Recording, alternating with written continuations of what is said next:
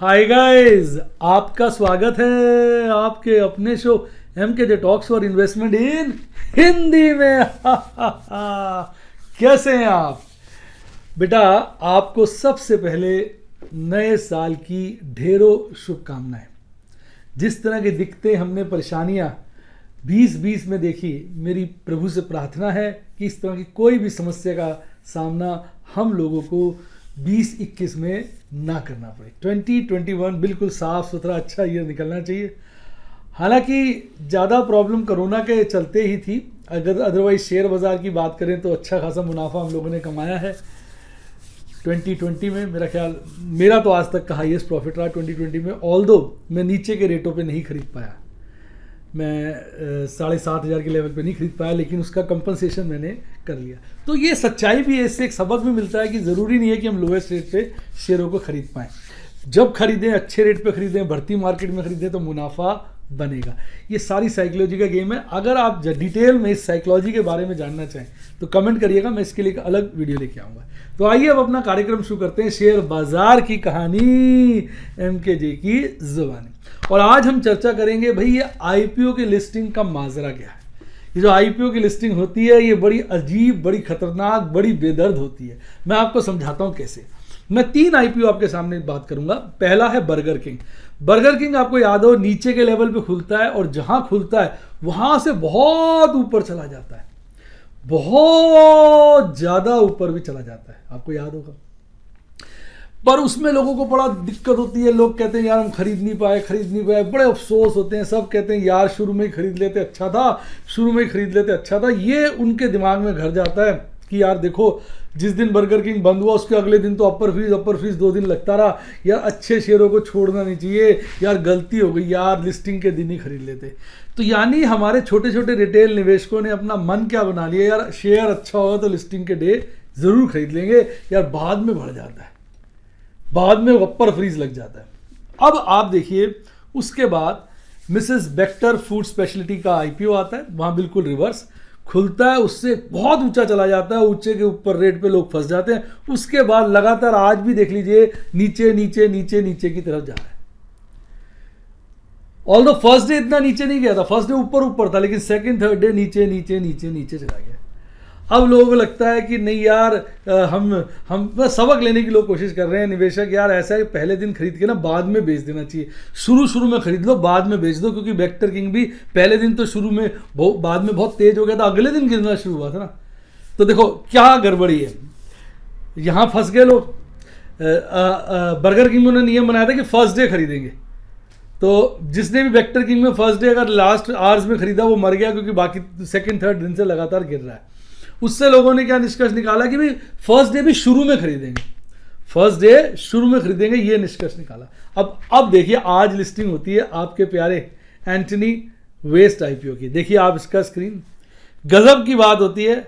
अब शुरू में बाजार में खुलता है एंथनी वेस्ट 436 रुपए के रेट पर, 436 के रेट पे खुलता है और थोड़ी देर के अंदर ही बिल्कुल शुरू के 10-15-20 मिनटों में ही आप देखेंगे 490 रुपए के आसपास टच कर जाता है। आप डायग्राम टेक्निकल चार्ट भी आप देखिए, शुरू में ही पहली कैंडल देखिए 5 मिनट की, कितनी बड़ी कैंडल है। ध्यान से देखिए फर्स्ट 5 मिनट की कैंडल, कितनी लंबी कैंडल हरी, शुरू में ही एकदम भाग के पहले 5 मिनट के अंदर 490 के आसपास चल जाता है। और लोगों ने मिसेस बेक्टर और बर्गर किंग में नियम बना लिए थे कि पहले 5-10 मिनट में शेयर खरीद लेंगे। और देखिए जिन्होंने भी पहले 5-10-15 मिनट में शेयर में खरीदारी कर ली वो फंस गए। उसके बाद देखिए लगातार शेयर गिरता रहा, सारा दिन गिरता रहा, और लास्ट में 395 का लो बनाकर 395 का लो बनाकर ये बाद में 410 के आसपास बंद हुआ है।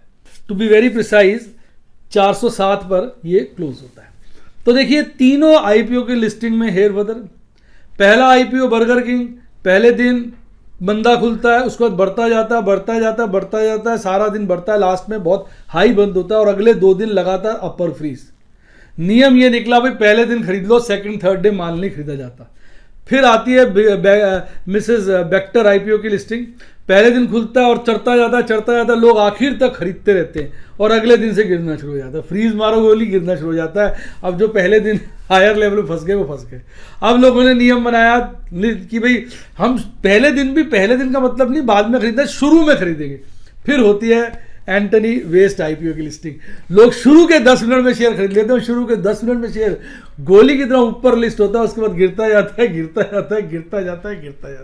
हालांकि मैंने तो इसमें इंट्राडे किया, अच्छा खासा मुनाफा कमा लिया, जिसकी चर्चा मैं करूंगा MKJ स्टूडेंट टॉक्स में, आप उसको मिस मत करिएगा, इसी वीडियो के एंड में आता है, लास्ट सेगमेंट है। तो ये था आईपीओ का एनालिसिस। 3 मेजर आईपीओ जिनमें पब्लिक का इंटरेस्ट बहुत ज़्यादा था, उनकी लिस्टिंग का राज मैंने आपके साथ शेयर किया। कैसा लगा आपको? मज़ा आया तो ठोको लाइक और अपने कमेंट नीचे दीजिए कि आप मेरी बात से कितना सहमत हैं, कितना आपको ठीक लगता है ये जो मैंने बातें कही। ऑपरेटर जो है हमारी साइकोलॉजी के साथ खेलकर हमें कहीं ना कहीं फंसा लेता है। आइए अब बात करते हैं बाजार आज और कल की, और उसमें सबसे पहले आपका प्यारा राज दुलारा निफ्टी बैंक। साहब निफ्टी बैंक आज फ्लैट बंद हुआ नीचे की तरफ। देखिए अगर आप निफ्टी बैंक को ध्यान से देखेंगे तो आज वो 0.12% गिरकर बंद हुआ। डिटेल में समझते हैं। कल निफ्टी बैंक की हमने क्लोजिंग देखी थी 31,264 पर।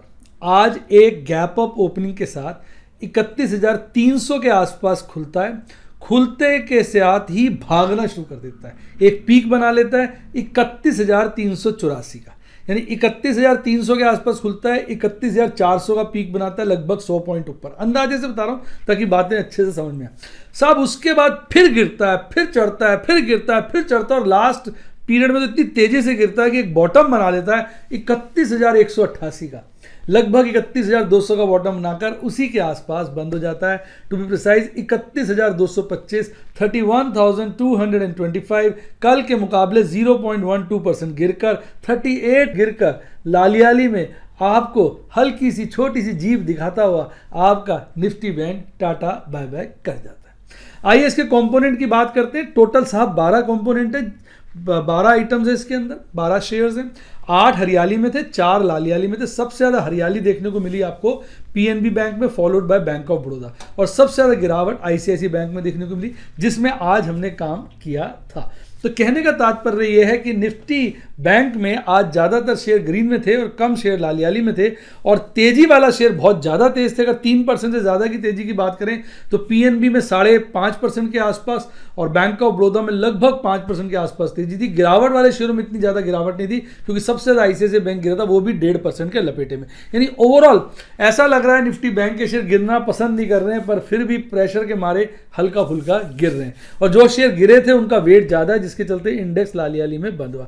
आइए अब इसका कैंडलस्टिक चार्ट देखते हैं। आपको देखते ही मन जो है आपका हाहाकार करने लगेगा, क्योंकि अगर आप आज से 4 कैंडल देखेंगे, आज से मिला के पिछली 4, उससे पहले देखेंगे, आज से 3 कैंडलें छोड़ दीजिए लास्ट की, उसकी पहली 4 कैंडलें गजब की बुलिश, ऊपर ऊपर ऊपर, इवन उन्होंने गैप भी छोड़ दिया था। और पिछले 3 दिन की कैंडलें लगातार लाल बन रही है, और जैसे पहले स्टेयर्स ऊपर की तरफ बन रहे थे, अब स्टेयर्स नीचे की तरफ बन रहे हैं। और अगर आप देखेंगे एमएससीडी चार्ट पर नीचे, वहां पर आप देखेंगे बुलिश क्रॉसओवर बन रहा है, और आरएसआई भी थोड़ा सा धीमा पड़ा है 65 पर।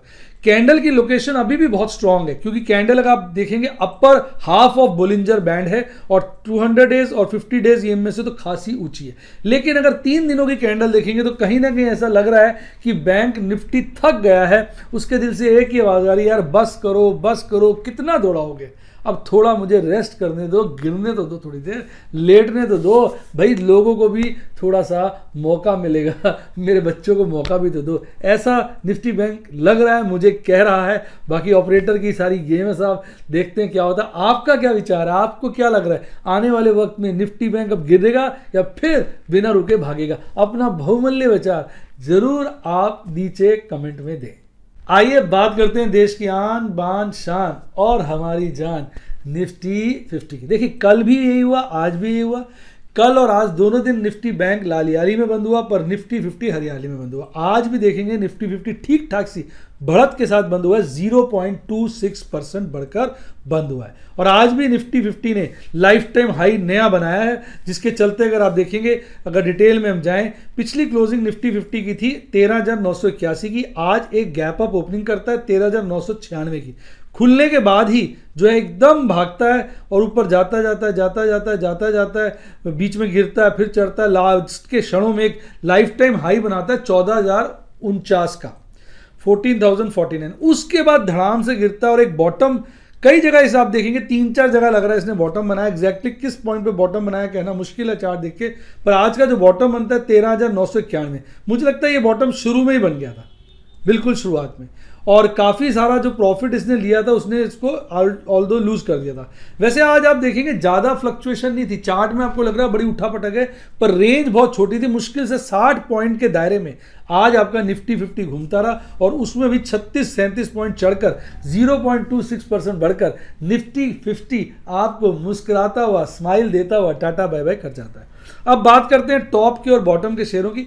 तो साहब 3% से ज़्यादा तेजी मात्र एक शेयर में थी और 3% से ज़्यादा गिरावट किसी भी शेयर में नहीं थी, यानी वही मैंने कहा एक छोटी रेंज में ही आज निफ्टी 50 घूमता रहा। सबसे ज़्यादा तेज था Adani ports, followed by ITC, TCS, MNM, SBI, और सबसे ज़्यादा गिरावट देखने को मिली ICICI bank, SBI life insurance, Hindalco, HDFC bank और टाइटन कंपनी के अंदर। तो ये हाल थे हमारे टॉप के और 5 बॉटम के निफ्टी 50 के शेयरों की। आइए बात करते हैं इसके टेक्निकल चार्ट की। इसका टेक्निकल चार्ट अगर आप ध्यान से देखेंगे ऊपर की तरफ ही जा रहा है। आज की कैंडल अजीब तरह की कैंडल बनी है, इसको वैसे मारूबोजू कैंडल ही है देखा जाए। ये है आपकी ओपनिंग बुलिश मारूबोजू कैंडल, क्योंकि ओपनिंग विक नहीं है इसकी, नीचे वाली विक नहीं है, ऊपर वाली विक है, नीचे खुला था और ऊपर बंद हुआ, हरे में बंद हुआ ना, तो opening marubozu bearish bullish candle, bullish है क्योंकि हरी है, ओपनिंग बुलिश मारूबोजू कैंडल हो गई।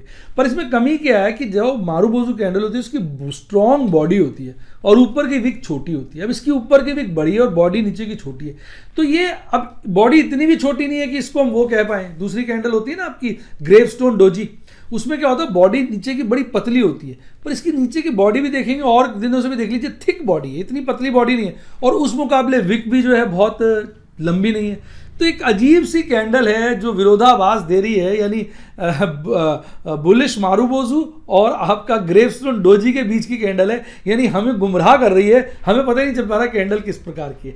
लेकिन कैंडल की लोकेशन देखेंगे तो ऊपर की तरफ बनी है, तो यानी आज की कैंडल भी निफ्टी 50 में तो तेजी के दर्शन करा रही है।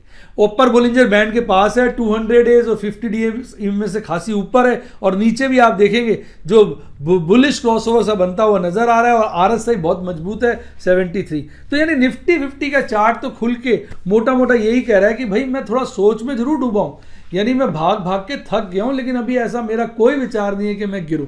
पर भाई साहब ऑपरेटर है, सबकी जान घेर सकता है। आपका क्या विचार, आपको क्या लगता है अब बाजार यहां से बढ़ेगा या गिरेगा? बहुत ज्यादा तेजी दिखाई है, 14,000 का लेवल काट दिया है, मैक्सिमम रिटर्न दे दिया है बहुत छोटे समय के अंदर। अब आपके अंदर, आपके मन के अंदर क्या फीलिंग आ रही है, बाजार गिरेगा या बढ़ेगा? प्लीज कमेंट में जरूर लिखिएगा। आइए अब बात करते हैं ऑप्शन चेन एनालिसिस की। नया महीना शुरू हुआ है तो मैं डिटेल लेके आया हूं अब जनवरी एक्सपायरी की। इस मंथ जनवरी में 28 तारीख को हमारे मंथली एफएनओ की एक्सपायरी होगी, उसी का डेटा मैं आपके साथ शेयर कर रहा हूं। अगर आप आज देखेंगे तो कहीं ना कहीं बात करें कॉल के डाटा की, रेसिस्टेंस की, तो वो ऊपर की तरफ मूव करने की कोशिश कर रहा है। आप देखिए हाईएस्ट ओपन इंटरेस्ट 14,000 के लेवल पे, पर वहां पर कॉल अनवाइंडिंग हुई है। सेकंड हाईएस्ट जो है कल था 15,000 के लेवल पे, आज 14,500 के लेवल पे है, और दोनों 14,500 और 15,000 के लेवल पे फ्रेश कॉल राइटिंग हुई है, पर 14,500 पे ज्यादा हुई है, जिसके चलते 14,500 सेकंड हाईएस्ट बन गया। यानी रेसिस्टेंस कहीं ना कहीं ऊपर जा रहा है, इसका मतलब बाजार तेज है। बात करते हैं पुट के ओपन इंटरेस्ट की, तो पुट का ओपन इंटरेस्ट 13,000 पे, सेकंड हाईएस्ट 12,000 पे। अगर आप देखेंगे सभी लेवलों पर आप देखेंगे पुट का ओपन इंटरेस्ट बढ़ा, यानी कहीं ना कहीं सपोर्ट अभी उसी लेवल पे है जहां पर वो है, पर वहां पर मजबूती सपोर्ट में आपको देखने को मिल रही है, जो इस बात की तरफ इशारा कर रही है कि बाजार का गिरने का भी कोई मूड नहीं है। बात करते हैं मैक्सिमम पेन की, ये एक बड़ा अच्छा इंडिकेशन दे रहा है। कल मैक्सिमम पेन 13,000 के लेवल पे था, सेकंड हाईएस्ट 14,000 के लेवल पे था। आज स्थिति बदल गई है, आज सेकंड हाईएस्ट बन गया है 13,000 और टॉप का यानी मैक्सिमम पेन आ गया 14,000 पे, क्योंकि 14,000 पर बहुत ज्यादा टोटल ओपन इंटरेस्ट की राइटिंग हुई है। इवन 13,000 पे भी राइटिंग हुई है, पर 14,000 पे ज्यादा हुई है, जिसके चलते मैक्सिमम पेन 14,000 पे चला गया। ये अब इस तरफ एक साफ इशारा कर रहा है कि बाजार मजबूत हो गया है, यानी बाजार तेज है। अभी भी यहां से बाजार, अगर हम ऑप्शन चेन एनालिसिस की बात करें तो वो ये कह रहा है कि बाजार जो है अभी भी यहां से 300, 400, 500 पॉइंट की तेजी दिखा सकता है। देखिए अब ये फायदा होता है। बैंक का हम चार्ट देख रहे हैं, वो मजबूत नहीं दिख रहा, 2 दिन से कमजोर दिख रहा है। निफ्टी 50 हमें अभी भी मजबूत दिख रहा है, पर कहीं ना कहीं निफ्टी 50 का चार्ट हमें रोक रहा है। वो जो कैंडल्स हैं वो थोड़ी सी इनडिसिसिव, कल भी बनी थी आपकी ग्रेवस्टोन, आज अजीब सी कैंडल बन गई, तो वो हमें कहीं ना कहीं रोक रही है, सोचने पर मजबूर कर रही है। और जो कॉल ऑप्शन चेन एनालिसिस है वो कह रहा है बाजार फुल टॉस तेज है। तो इससे क्या होता है, हमें पता चल जाता है, जैसे मैं अपनी बात करूं, मुझे आपका पता नहीं, मुझे काफ़ी बाजार का अंदाज़ा लग जाता है। मुझे ये लग जाता है कि बाजार जो है इस वक्त कभी भी पलटी मार सकता है, तो इसलिए अपनी पोजीशंस जो है ज़्यादा नई मत खड़ी करो। मैं क्या करता हूँ, देखिए मुझे समझ जब आता है, जब मुझे बाजार लगता है कहीं गिरावट के मूड में आ सकता है, तो मैं अपनी पोजीशनें कम करना शुरू कर देता हूँ और नई पोजीशन लेता हूं, तो पुरानी पोजीशन काटना शुरू कर देता हूं, ताकि मेरे पास फंड्स स्पेयर रहें। अगर फंड स्पेयर नहीं रहेंगे तो क्या होगा, बाजार मान लो झटके से गिरा तो मेरा हाथ खाली रह जाएगा।